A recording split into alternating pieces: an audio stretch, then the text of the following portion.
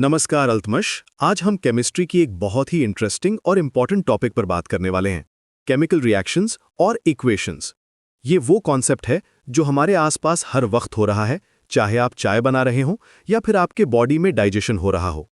देखिए, chemical reaction का मतलब है जब दो या ज्यादा सब्सटेंसेस मिलकर कुछ नया बनाते हैं, बिल्कुल वैसे ही जैसे आप कुकिंग में अलग अलग इंग्रेडिएंट्स मिलाकर कोई नई डिश बनाते हैं। लेकिन केमिस्ट्री में ये प्रोसेस मॉलिक्यूलर लेवल पर होता है।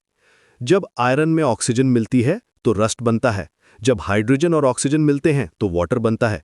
ये सब केमिकल रिएक्शंस के एग्जाम्पल्स हैं। अब बात करते हैं केमिकल इक्वेशंस की। केमिकल इक्वेशन एक तरह की लैंग्वेज है जिससे हम केमिकल रिएक्शंस को रिप्रेजेंट करते हैं। ये बिल्कुल मैथमेटिकल इक्वेशन की तरह होता है, लेकिन यहाँ पर हम नंबर्स की जगह केमिकल सिंबल्स और फॉर्मूला यूज करते हैं। जैसे H2O का मतलब है वाटर, CO2 का मतलब है कार्बन डाइऑक्साइड।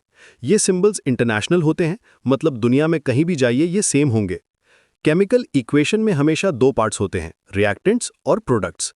रिएक्टेंट्स वो सब्सटेंसेस हैं जो रिएक्शन में पार्टिसिपेट करती हैं, और प्रोडक्ट्स वो हैं जो रिएक्शन के बाद बनती हैं।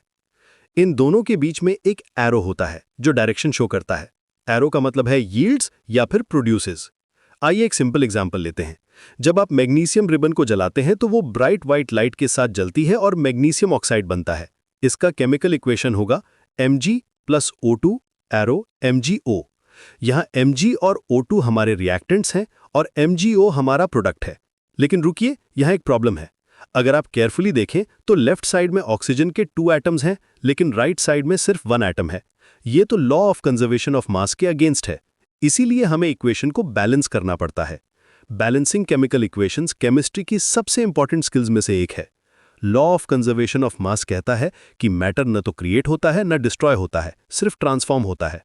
इसका मतलब है कि रिएक्शन के पहले और बाद में एटम्स की संख्या सेम होनी चाहिए। इक्वेशन बैलेंस करने के लिए हम कोफिशिएंट्स यूज करते हैं। कोफिशिएंट्स वो नंबर्स हैं जो केमिकल फॉर्मूलाज के आगे लगाए जाते हैं। जैसे हमारे मैग्नीशियम वाले एग्जांपल में बैलेंस्ड इक्वेशन होगा 2 मैग्नीशियम + O2 एरो 2 MgO।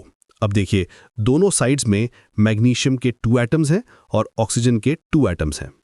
आइए एक और एग्जांपल लेते हैं जो आपके डेली लाइफ से रिलेटेड है। जब आप ग्लूकोज खाते हैं तो आपके बॉडी में सेल्यूलर रेस्पिरेशन होती है। इसका इक्वेशन है C6H12O6 + 6O2 arrow 6CO2 + 6H2O + energy. यहाँ ग्लूकोज और ऑक्सीजन मिलकर कार्बन डाइऑक्साइड, वाटर और एनर्जी प्रोड्यूस करते हैं। केमिकल इक्वेशंस में कई टाइप्स के रिएक्शंस होते हैं। कॉम्बिनेशन रिएक्शन में 2 या ज़्यादा रिएक्टेंट्स मिलकर एक प्रोडक्ट बनाते हैं, जैसे हाइड्रोजन और ऑक्सीजन मिलकर वाटर बनाते हैं। डिकम्पोजिशन रिएक्शन में एक कंपाउंड टूटकर 2 या ज़्यादा प्रोडक्ट्स बनाता है, जैसे कैल्शियम कार्बोनेट हीट करने पर कैल्शियम ऑक्साइड और कार्बन डाइऑक्साइड बनाता है। डिस्प्लेसमेंट रिएक्शन में एक एलिमेंट दूसरे एलिमेंट को उसके कंपाउंड से डिस्प्लेस कर देता है। जैसे अगर आप जिंक को कॉपर सल्फेट सॉल्यूशन में डालें तो जिंक सल्फेट और कॉपर बनेगा। ये इसलिए होता है क्योंकि जिंक कॉपर से ज़्यादा रिएक्टिव है। डबल डिस्प्लेसमेंट रिएक्शन में 2 कंपाउंड्स अपने आयंस एक्सचेंज करते हैं, जैसे सिल्वर नाइट्रेट और सोडियम क्लोराइड मिलकर सिल्वर क्लोराइड और सोडियम नाइट्रेट बनाते हैं। सिल्वर क्लोराइड एक व्हाइट प्रेसिपिटेट बनाता है जो आप देख सकते हैं। अब बात करते हैं कि केमिकल इक्वेशंस कैसे राइट करें। सबसे पहले रिएक्टेंट्स और प्रोडक्ट्स आइडेंटिफाई करें, फिर उनके करेक्ट केमिकल फॉर्मूलाज लिखें। एरो लगाकर रिएक्टेंट्स और प्रोडक्ट्स को सेपरेट करें। अब इक्वेशन को बैलेंस करें कोफिशिएंट्स यूज करके। हमेशा याद रखें कि सबस्क्रिप्ट्स को चेंज नहीं करना है, सिर्फ कोफिशिएंट्स ऐड करने हैं। बैलेंसिंग के लिए एक सिस्टमैटिक अप्रोच फॉलो करें। सबसे कॉम्प्लेक्स मॉलिक्यूल से स्टार्ट करें, फिर मेटल्स, नॉन मेटल्स और अंत में हाइड्रोजन और ऑक्सीजन को बैलेंस करें। अगर फ्रैक्शंस आ जाएं तो पूरे इक्वेशन को मल्टीप्लाई करके होल नंबर्स बना लें। केमिकल इक्वेशंस में स्ट्रेट सिंबल्स भी इंपॉर्टेंट हैं।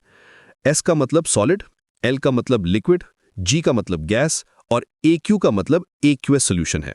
ये सिंबल्स रिएक्शन कंडीशंस के बारे में इंफॉर्मेशन देते हैं। कुछ रिएक्शंस में स्पेशल कंडीशंस की जरूरत होती है, जैसे हीट, प्रेशर, कैटलिस्ट या स्पेसिफिक टेम्परेचर।